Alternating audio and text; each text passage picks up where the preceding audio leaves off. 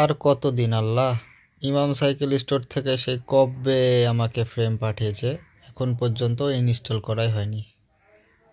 দেখি আজকে ইনস্টল করেই ফেলবো। আসসালামু আলাইকুম রহমতুল্লাহ, কেমন আছেন সবাই? আশা করছি সবাই অনেক বেশি ভালো আছেন। এই যে দেখতে পাচ্ছেন, এটা আমার আগের ফ্রেম। তো এই ফ্রেম নিয়ে আমি একটু বেশি ইমোশনাল, তো এটা নিয়ে পরে আসছি। আগে দেখেন, এই যে আমার ফ্রেমটা কিন্তু এখানে ঢোকানো আছে। তো এই ফ্রেমটা আমার সবচাইতে লম্বা সময় ধরে থাকা একটা সঙ্গী। এই যে দেখেন, এখানে আমার আগের ফ্রেমটা আছে, যে এখানে বক্সের মধ্যে ঢোকানো আছে। তো এই ফ্রেমটা আজকে আমি ইনস্টল করে ফেলবো নিজেই। তো দেখেন, একটা ফ্রেম সেটআপ করার পূর্বে আমাদেরকে প্রথমে যে চাকাগুলো খুলতে হবে, সাসপেনশন খুলতে হবে, হলোটেক খুলতে হবে, মানে সবকিছু ফ্রেমে যা যা আছে সবকিছু কিন্তু খুলে ফেলতে হবে, খুলে ফ্রেমটা আলাদা করে ফেলতে হবে। তো যেহেতু আমার কোনো সঙ্গী নাই, আমাকে একা একাই খুলতে হবে এবং একা একাই ভিডিও করতে হবে। তো আপনারা যারা আমার ভিডিও দেখছেন একটু মনোযোগ সহকারে দেখবেন, আশা করছি আপনারা অনেক কিছু শিখতে পারবেন। তো এই যে বক্সের মধ্যে আছে আমার নতুন ফ্রেম, তো এটা এখন আমি বের করব। বের করে আপনাদেরকে দেখাই একটু ফ্রেমটা বর্তমানে কি অবস্থায় আছে। এই যে যেভাবে পাঠিয়েছিল এবং সাইকেল স্টোর, সেভাবেই কিন্তু আছে ফ্রেমটা। এই যে ফ্রেমটা আমি রাখি, এই যে দেখতে পাচ্ছেন আর পোলো। তো আমরা প্রথমে আগে ফ্রেমটা খোলা শুরু করি। হ্যাঁ দেখেন, কালকে কিন্তু শুক্রবার, হ্যাঁ, আর কালকের মধ্যে আমাকে ফ্রেমটা রেডি করতে হবে। আজকে বৃহস্পতিবার, তো যেভাবে হোক কালকের মধ্যে ফ্রেমটা আমাকে রেডি করতে হবে। তো এটা কিন্তু আমার কাছে একটা চ্যালেঞ্জ, তো সবাই আমার সাথেই থাকুন। তো আপনারা দেখতে পাচ্ছেন ফ্রেমটা খোলার কাজ আমি শুরু করে দিয়েছি। প্রথমে আমি পেছনের চাকাটা খুলে নিব, তারপরে একই সাথে আমি সামনের চাকাটাও খুলে নিব। চাকাগুলো খোলার পরে এখন আমি আমার সাইকেল থেকে ক্র্যাঙ্কসেটটা খুলে ফেলবো। হলোটেক ক্র্যাঙ্কসেট একটু সাবধানতার সাথে আপনারা খুলবেন, কারণ এটা নাটটা প্রথম দিকে একটু টাইট হয়ে থাকে। তাড়াহুড়া করে খুলতে গেলে অনেক সময় নাটের প্যাচটা কেটে যেতে পারে। আর এখানে দেখতে পাচ্ছেন অনেক দিন ধরে হলোটেক ক্র্যাঙ্কসেটটা ব্যবহার করার কারণে দেখেন ভেতর অনেক বেশি ময়লা আছে। আপনাদেরও ক্র্যাঙ্কসেট খোলার সময় এরকম ময়লা থাকলে এটা ভালোভাবে পরিষ্কার করে নেবেন। তো আমার পুরাতন ফ্রেমে দেখতে পাচ্ছেন অনেকগুলো কেবল টাইমার আছে, এটা হলো তার অ্যাডজাস্ট করার জন্য, এগুলো আমি কেটে নিব। নতুন ফ্রেম আর পোলোতে কিন্তু তার অ্যাডজাস্ট করার জন্য আলাদাভাবে কিন্তু লাইন করা আছে। এখন আমরা সাইকেলের সামনের অংশ অর্থাৎ হ্যান্ডেল বার এবং ফর্কটা খুলে আলাদা করে নিব। তো এভাবেই মূলত একে একে আমাদের পুরাতন সাইকেলের সাথে যেসব পার্টস লাগানো আছে সবগুলোই আমাদেরকে কিন্তু খুলে আলাদা করে ফেলতে হবে। সব থেকে সমস্যা হচ্ছিল যে কেবলটা এগুলো কাটতে, কারণ প্লাস্টার মুখটা অনেক বেশি ছোট ছিল এবং এটাতে ধার ছিল না বললেই চলে। আর যেখানে আমি কাটছি এখানে ব্রেকের পাইপ ছিল, তাই একটু সাবধানতার সাথে কাটতে হচ্ছিল। তো ফাইনালি কাটা কুটি এটা ওটা ছাড়ানো সবকিছু ছাড়িয়ে ফ্রেমটা আমি আলাদা করে ফেললাম।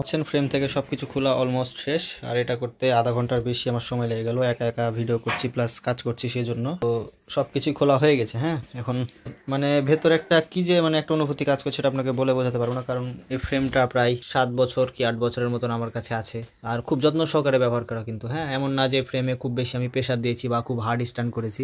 এটা খুবই নর্মালভাবে আমি ইউজ করতাম এবং খুব যত্ন সহকারে ইউজ করতাম, কারণ এই ফ্রেম কেনার পেছনে অনেক বড় একটা হিস্ট্রি আছে। তো সেটা এই ভিডিওতে বললে অনেক বেশি লম্বা হয়ে যাবে, তো আপনারা দেখতে থাকেন। আমি নতুন ফ্রেমটাতে আস্তে আস্তে পার্টসগুলো লাগাই। তো আপনারা দেখতে পাচ্ছেন নতুন ফ্রেমে একে একে আমি অনেকগুলো পার্টসই প্রায় লাগিয়ে ফেলেছি, আর ভিডিও করার মতন কেউ নেই, তো এই জন্য একটু ফাস্ট করার চেষ্টা করছি। পেছনের চাকা লাগানোর পর এখন আমি সামনের চাকাটা লাগালাম। তো সবকিছুই অলমোস্ট লাগানো কমপ্লিট। এখন শুধুমাত্র আমার সাইকেলে ক্র্যাঙ্ক সেটটা ইনস্টল করলেই কিন্তু সাইকেলটা কমপ্লিট হয়ে যাবে। তো ক্র্যাঙ্ক সেট লাগানোর পূর্বে আপনারা ক্র্যাঙ্ক সেট লাগানোর জায়গাটা একটু ভালোভাবে গ্রিজিং করে নেবেন। তো এটা হলো আমার সিট পোস্ট। এখন আমি সিট পোস্টটা একটু কেটে ছোট করছি, কারণ এটুকু অনেক বেশি লম্বা। তো আপনারা এভাবে একটা কাপড় জড়িয়ে এভাবে হ্যাসকো ব্লেড দিয়ে কিন্তু এভাবে নর্মালি কেটে নিতে পারেন, আবার গ্রাইন্ডার দিয়েও কাটতে পারেন। আমার কাছে হ্যাসকো ব্লেড আছে, তো আমি হ্যাসকো ব্লেড দিয়ে কেটে নিচ্ছি। এটা আমি আগের সিটটার কেটেছিলাম না, কিন্তু বর্তমানে আমার যে সিট পোস্ট এটার পাইপটা একটু বেশি লম্বা, তাই আমি কেটে এটা ছোট করে নিচ্ছি।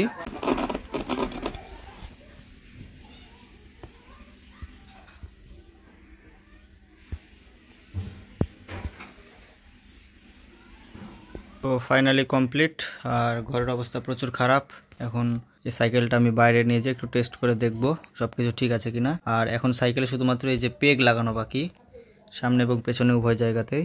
তো একা একাই নিজে লাগালাম। তো এখন ফুল কমপ্লিট, আর অনেক বেশি সময় লেগেছে, ছুটির দিন ছাড়া এটা করা সম্ভব না, তারপরেও করতে পেরেছি আলহামদুলিল্লাহ। তো দেখতে পাচ্ছেন নতুন ফ্রেম ইনস্টল করা হয়ে গেছে, আর আমার সাইকেলে এখন খালি কিছু ছোটোখাটো কাজ বাকি আছে, যেমন পেগগুলো লাগাতে হবে, সাইকেলের ব্রেক এবং সাইকেলের গিয়ারটা টুইনিং করতে হবে, আরও কিছু এরকম ছোটো ছোটো কাজ বাকি আছে। তো ওটা কমপ্লিট হলে এখন এই ফ্রেমটা পুরো রেডি হয়ে যাবে।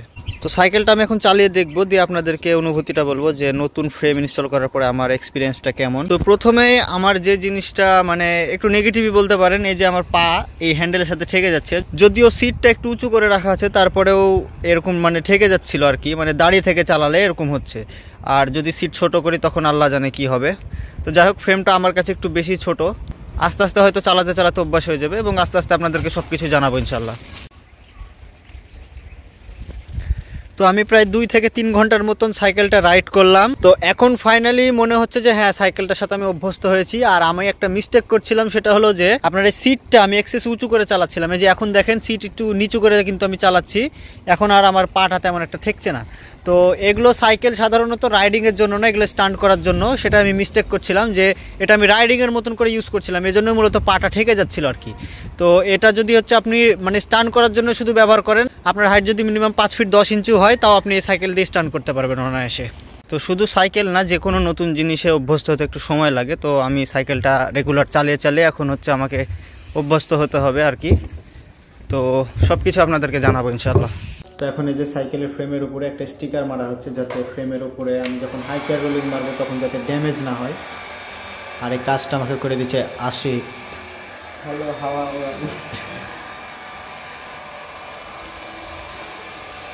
দেখতে পাচ্ছেন, এটা উপরে যেহেতু ব্ল্যাক কালার ফ্রেম, তাই ব্ল্যাক কালার স্টিকার মারা হচ্ছে যাতে বোঝা না যায়।